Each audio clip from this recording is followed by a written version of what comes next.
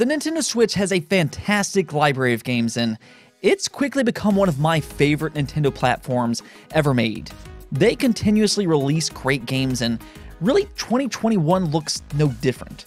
And in fact, it may possibly be the best year for the Switch yet, and that's saying a lot. Again, they've already released a lot of amazing games.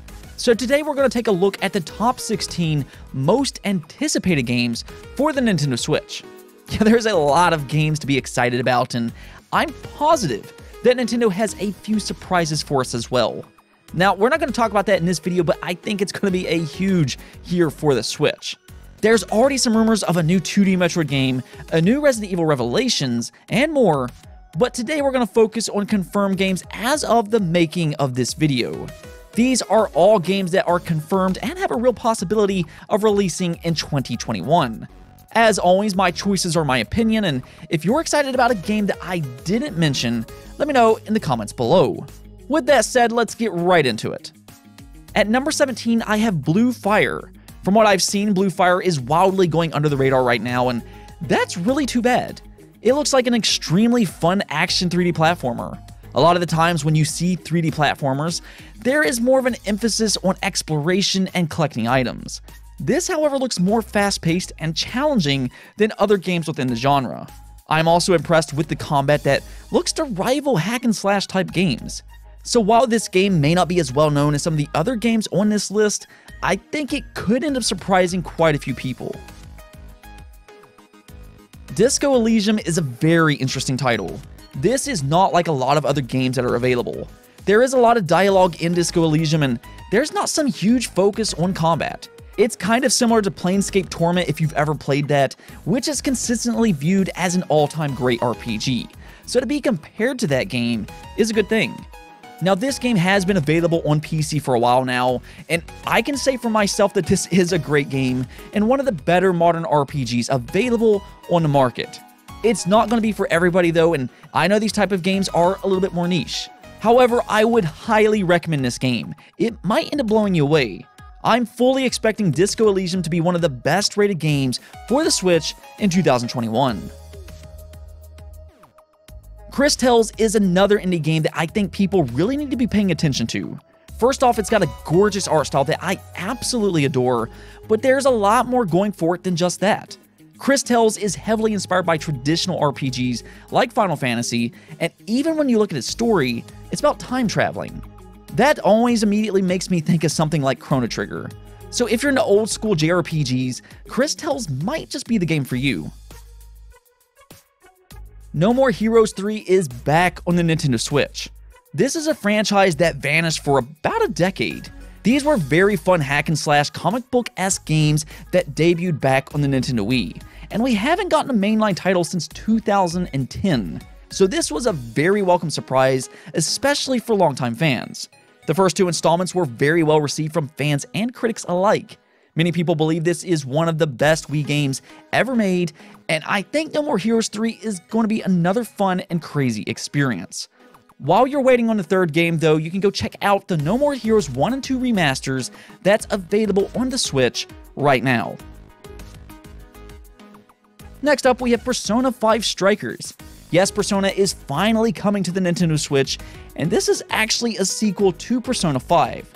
I really wish that they would port the first game over as well. That way people who exclusively own the Switch could get caught up with the story, but either way, the Switch will be getting Persona 5 Strikers. However, it's a different looking game compared to what you're used to when it comes to the Persona franchise. This is an action RPG instead of your usual turn-based combat, but it looks good from what I've seen.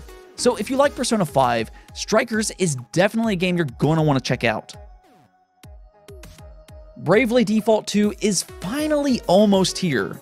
This is another one of those games that fans have been asking for a full-fledged sequel for years and years. If you grew up playing the old school Final Fantasy games, Bravely Default takes you down memory lane. I'm not saying that they're exactly the same thing, but it seems rare to get good turn-based RPGs like that anymore, and that's where Bravely Default 2 comes in. The first was a great turn-based RPG on the 3DS, and I'm expecting the same for the sequel. Now, Little Nightmares 2 is a unique game. This is a side-scroller horror game. That's not something that you usually see, but it's absolutely brilliant in how it uses its sense of scale to create terror. You play as a small child that travels across striking environments in a horrifying type of way, hiding from grotesque monsters that are far larger than you. It gives you that sense of cat versus mouse, and I think the camera work really aids in that experience. But it looks like they're taking that next step with the sequel. It looks really good from what I've seen, and definitely a game worth keeping an eye out for.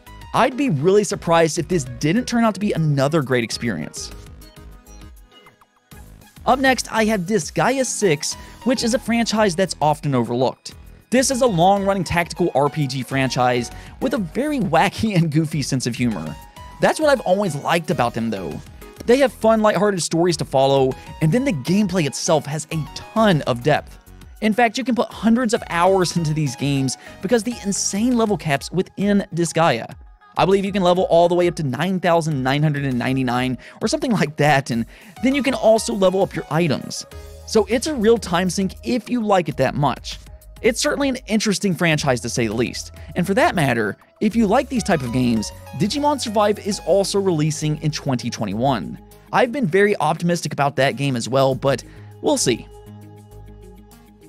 Balan Wonderworld, in my opinion, is one of the most interesting upcoming games for the Switch in 2021. Balan Wonderworld is an action 3D platformer published by Square Enix. You don't usually see Square Enix make games like this, but what makes it so interesting is that it's coming from the original Sonic the Hedgehog creators. Right away you can tell because of its art style. It has a very similar look to Sonic and Nights into Dreams. So Square Enix is taking a chance here by letting them create another platformer, and I'm extremely excited to see what they can do with Balan Wonderworld. While the spin-off franchise Persona has overshadowed its older brother in recent years, Shin Megami Tensei remains a great JRPG franchise, and it seems like with every mainline installment, we get another generation best. Nocturne knocked it out of the park back in the PS2 generation, and then 4 on the 3DS. Well, now we're finally going to get the 5th mainline title in the long-running Shin Megami Tensei franchise. That's not all though, because they're also remastering Nocturne, which is widely believed to be one of the best in the franchise. Yeah, this is going to be a great year for Atlus fans, getting 3 highly anticipated games, all available on the Nintendo Switch. Nintendo's main mascot is back again with Mario 3D World. This is actually a remaster of the Wii U version, but considering the lack of success on the Wii U, this is going to be a brand new game for a lot of people. It's no secret that the Switch is much more popular than the Wii U.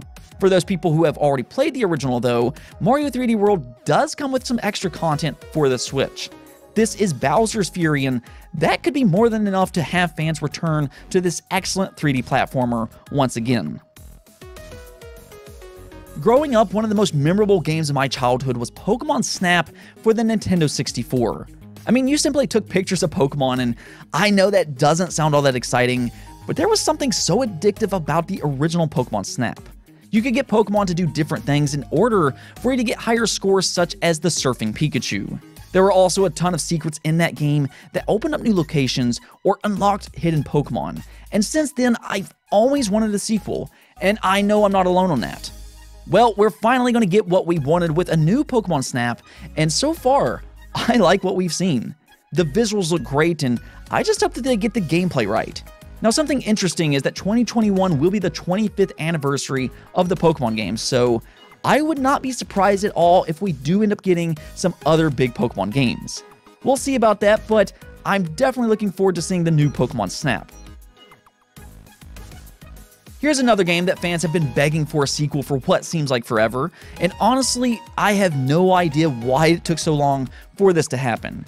It's almost finally here though, and Neo The World Ends With You is now set in a 3D world. It seems like they're trying to make this a bigger game this time. It's still got that very recognizable graffiti-esque art style, and the music it's so well known for.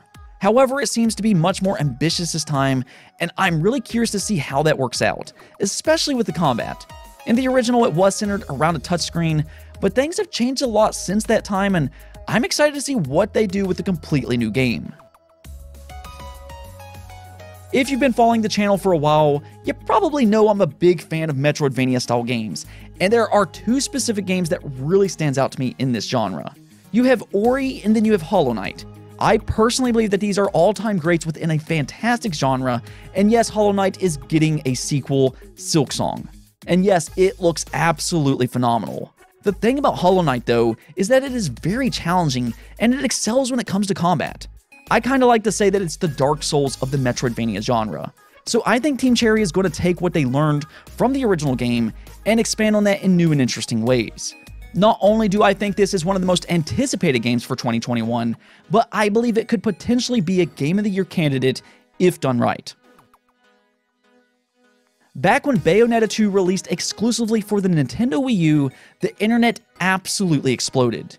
This was a huge exclusive for the Wii U at the time, and ultimately, it became one of the Wii U's greatest titles ever. It still stands strong as a superb game, and Nintendo's done it once again. They partnered up with Sega and Platinum Games to make another stellar hack-and-slash title in Bayonetta 3. Not much is known about this game yet, as everybody seems tight-lipped about it. I almost expect a reveal for Bayonetta 3 at every single Nintendo-related event, only to be disappointed. But I do believe this will be the year we finally get to play it ourselves. Nintendo announced Bayonetta 3 back in 2017, so I think there's a very real chance that we get it in 2021. Platinum Games insists development has been going smooth, and based off the previous Bayonetta games, I expect another masterpiece. Last generation Monster Hunter took off in a way that I was not expecting. See, Monster Hunter has always been popular in Japan, but Monster Hunter World took the world by storm. To date, it has sold more than 16 million copies worldwide, and it's still growing. Unfortunately though, Nintendo has been left out, but to make up for that, the Switch will be getting its own Monster Hunter in 2021. Monster Hunter Rise, and it looks exceptional. It's running on the Resident Evil engine, and you can tell it was built from the ground up with the Switch in mind. There's also this dog-like companion creature that you have, and there's more verticality in Rise as you can jump around and climb different terrains. The mobility in Monster Hunter Rise looks like a lot of fun. Now there's also Monster Hunter Stories 2 coming soon as well, so if you're a Monster Hunter fan, there's a lot to look forward to. And at the #1 spot, you knew it had to go to none other than Zelda Breath of the Wild 2. When the Nintendo Switch launched, so did Breath of the Wild, and to this day, it's not only one of the most popular Switch games, but many believe it's one of the best games ever made. I'll leave that up to you and how good you view the original, but without a doubt, fans are excited about its upcoming sequel. Now, 2021 is actually Zelda's 35th anniversary, so I think Breath of the Wild 2 is the perfect game to release during its anniversary. And for that matter, I wouldn't be surprised at all if we got some more Zelda releases throughout the year, similar to how Nintendo celebrated Mario's 35th anniversary. Now that's just speculation on my part, but I'm definitely ready to see what they have in store for us with Zelda Breath of the Wild 2. Anyways, that's it for this video, but if I missed any game that you're excited for, make sure to let me know. If you liked the video though, make sure to hit that bell notification and subscribe button for more content just like this. Also, if you'd like to support the channel through Patreon, thank you for making this content possible. Peace out.